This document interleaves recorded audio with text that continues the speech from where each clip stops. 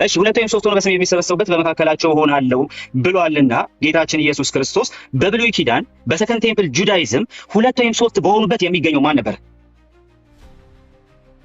ትቀበለዋለህ? መጽሐፉ ማን ነበር? ሁለት ወይም ሶስት ሆነው በተሰበሰቡበት የሚገኘው ማን ነበር ነው ጥያቄ።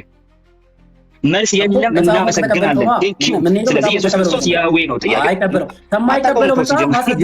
እሺ እንቀጥል። ከማይቀበለው መጽሐፍ ተረጋጋ። ቀስ በል ሪፈረንስ እና ቅድም ኮሜንታሪ ሲጠቅስ የነበርከው እኮ አንተ ስለምትቀበለው አይደለም እንዴ። በዚህ ደረጃማ እንደው የሙግትን ክብር ባታወርድ ጥሩ ነው ወገናችን። ለማንኛውም አሁን ስንቀጥል ደግሞ ተመልከቱ። ተረጋጋና ስማ እንዴ። ቀስ በል እኔ ነው መጠየቅ የምትችለው እሱ። ለማንኛውም ግን እንቀጥል እስቲ። በብሉይ ኪዳን እስራኤልን በክንፎቹ በታች እንደሚሸሽግ የተነገረለት ማን ነበር? ያህዌ።